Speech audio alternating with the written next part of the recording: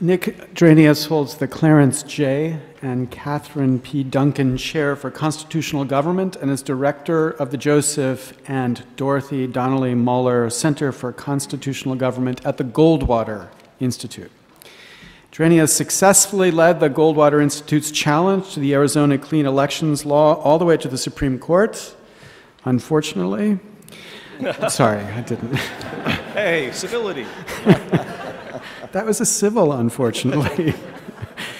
And he has also authored numerous scholarly articles wide-ranging across the issues of constitutional law. His latest work is called Federalism DIY, Do It Yourself, 10 Ways for States to Check and Balance Washington, which provides specific guidance to legislators and litigators on restoring balance in the relationship between the states and federal government. So I'd like you to join me in welcoming him to add his thoughts. Well, thank you, Professor Lessig and esteemed members of the panel, and of course the audience. You know, when I hear about coming together, bipartisanship, cross-ideology, civility between the left and the right, I'm immediately reminded of my experience with Mad Magazine when I was a small child, and particularly the Spy versus Spy cartoon, where the white hat spy and the black hat spy are shaking hands and smiling with each other and holding some sort of weapon behind their back. I'm hoping that in reality that's not what we have here right now.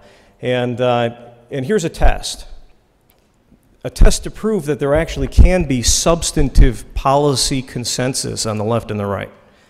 I could be wrong if this goes the wrong way, and then I'll sit down. Show of hands, who in this audience thinks that TARP, giving $700 billion in a slush fund to a bunch of Wall Street banks and hedge funds, was a great idea? All right. Who here thinks TARP was a terrible idea?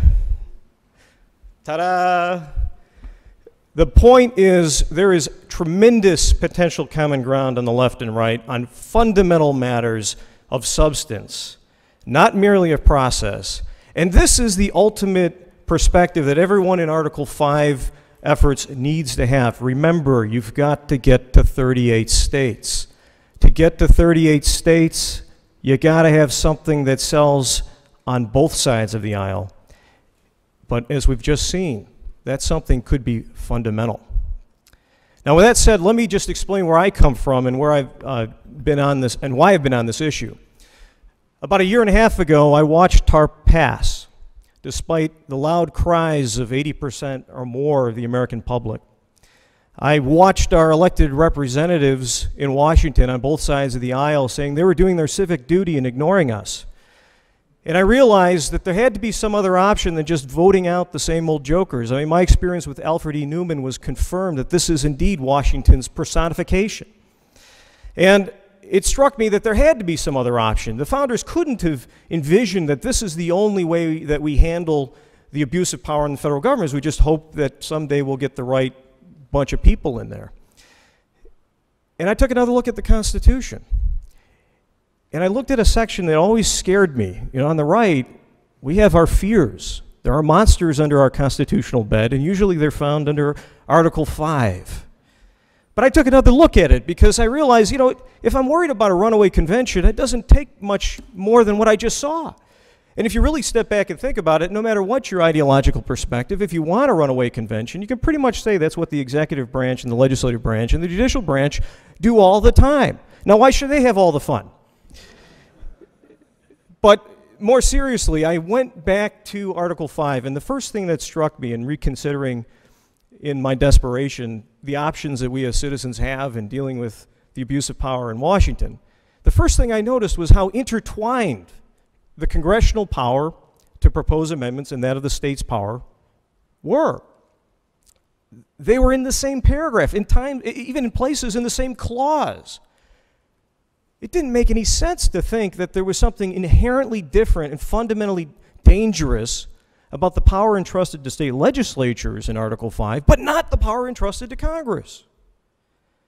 And then I got to thinking, you know, I do claim to be a constitutionalist. And it is in the Constitution that states can initiate the process for amending the Constitution. I have a contradiction to resolve. Not being particularly good at cognitive dissonance, I decided to resolve it. I decided that Article 5 is not that red button of danger that is so shiny, but you can never touch. It's not the fruit of the tree of Eden that we must not ever chew on for fear we might learn things we shouldn't know. It is an essential part of the balance of power between the states and the federal government. And that balance of power is central to preserving our freedom, because even Alexander Hamilton, no fan of states' rights, a big fan of bailing out his banker friends, even Alexander Hamilton in Federalist 28 recognized that the genius of our system more than anything else was the fact that we give the people the option to look out to our agents, the states and the federal government, and throw their weight into the scales of one or the other, depending on who at that moment happened to be the best protectors of our liberty. It is the genius that divides power between two governments in the same geographical area that creates a dynamic decentralization of power that prevents the bad guys from concentrating and seizing and leveraging that power to bad ends. And Article 5 is a critical component of that balance. Indeed, as Professor Baker highlighted, Article 5 was the ultimate sales point to the states in urging them to ratify the Constitution. And how do I know that? Well, first let me ask, how many in this audience are attorneys or would-be attorneys? All right. I'm going to say something, I think everyone who even knows an attorney or seen an attorney, I think we'll all agree with. We will all agree that the final argument of a legal argument is the most important argument. You either win the case or lose the case at the final argument. Well, guess what Federalist 85 is?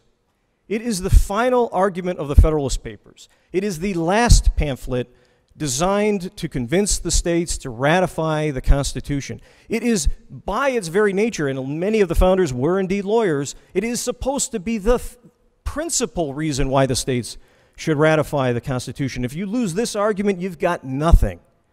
What is the focus of Federalist 85? The focus of Federalist 85 is to tell skeptical states you do not need to have another constitutional convention. Why?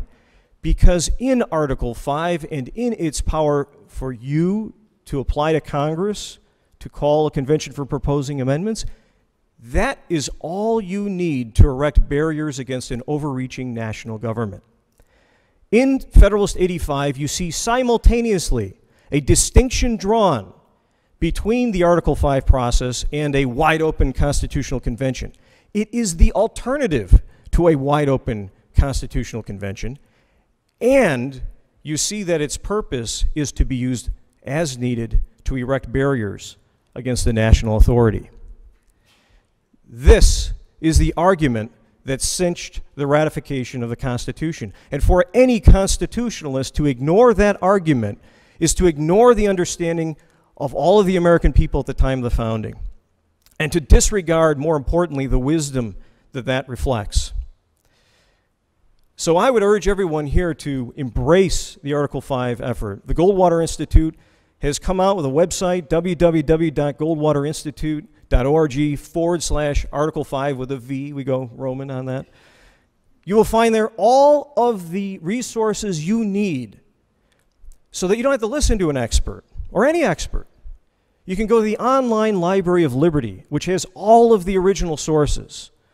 The reports of proceedings from the Constitutional Convention, the records of the Continental Congress, all the Federalist Papers, all the ratification debates. You can go to the internet and you can become a constitutional expert. And when you do that, you will see that Article 5 is a very clear process. It's no more vague than most of the Constitution.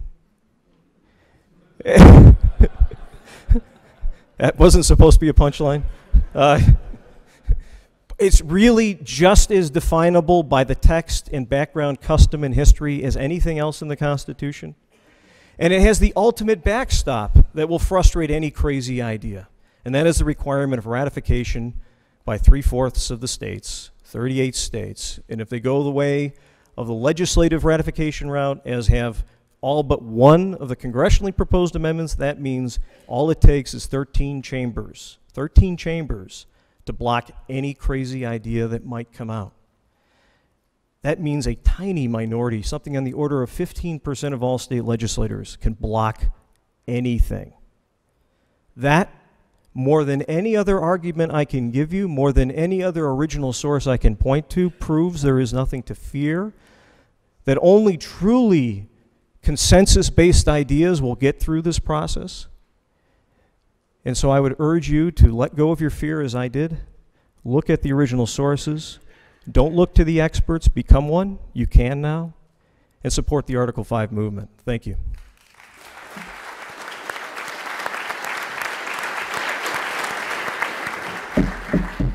Thank you.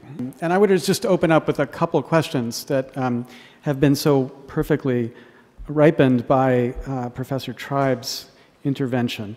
And I guess these are questions both to John and to Nick. Both John and Nick both presume that we can imagine two kinds of conventions out there. We could say a constitutional convention in the sense of the thing that gave us the Constitution, and an Article 5 convention, which is thought of as a different creature. And I take it Professor Tribe is skeptical that there's such a distinction, that there's a constitutional convention which has the which is as unconstrained or unconstrainable as we saw the original convention to be. So am I right to think that you think there are two creatures here? And if there are, is there something you can say to suggest why we should think one is more constrainable than the other? If I may. They are clearly two different creatures if you take the founders' own words at face value. The founders, and particularly the James Madison quote that both John Birch Society and Professor Tribe rely upon in creating concerns about the Article 5 process, that the quote from James Madison that everyone cites to is actually a quote addressed to the dangers of a wide open constitutional convention and not the Article 5 process that is by its nature more limited, and we know it's more limited by virtue of the fact that it says expressly that the ordinary amendment process cannot alter the state's equal suffrage in the Senate. Now that implies that if you tried to do a strike all and replace the entire Constitution via Article 5, that you, without unanimous consent, could not eliminate the equal suffrage of the states, which implies you cannot eliminate the states, which implies you cannot eliminate the Senate, which implies that if you did the most you possibly could do through the Article 5 process, you'd be left with a structure that looks almost exactly like the Articles of Confederation. And that's not a mistake. That's by design. So the bottom line is this. A constitutional convention that is wide open, or what Madison called plenipotentiary, is not what Article 5 was designed to be. The founders fought against that idea. You can see it in Federalist 85 in particular. That is the specific argument raised. Alexander Hamilton says there's no need for a second constitutional convention because you have adequate powers to initiate constitutional amendments as states through the Article 5 process. Even Patrick Henry, in opposing ratification in a, I think it was like a 12-hour speech, complained that Article 5 was not a constitutional convention and that it couldn't change the Constitution in all the fundamental ways that he wanted to do. So, you know, historically, textually, from the words of the founders and the ratifiers, there's just no way to conflate the two if you think any of that matters. And that leads to the other question. If you don't think the Constitution matters, if you don't think the text matters, the original meaning matters, then of course you can have any old constitutional convention you want. We could have one right now. That can never be constrained. And that's something I'm not arguing against. John, did you want to? I think there is a distinction in terms of what they understood by a convention. I think it can be established, but I don't think there is any way to authoritatively establish that today. I mean, I think academically you can establish it, but as Professor Tribe, I think, has convincingly shown, there's no authority to establish it, and that's where the confusion comes in. There is no ground rule to establish that, and it's because of that that I oppose a constitutional convention. If it were as I think they intended it, I would be comfortable with it, but I don't think it will be as they intended it. You know, I just got to follow up with that. There has to be a first time for everything. There was a time when, my God, we've given each chamber of Congress rule-making authority. How do we know they're not going to have minority rule? How do we know they're not going to deviate from all the history and practice that existed before? I mean, every question, I suppose I'm sounding like I have chutzpah, but forgive me for this, Professor. I mean, the bottom line is every question you have directed to Article 5, you could target to every single procedure in the lawmaking process when it was first done for the first time. And So- that is not a legitimate criticism. No, it is, because there's been a big difference. At the time of the convention, there was very little case law, and there was custom.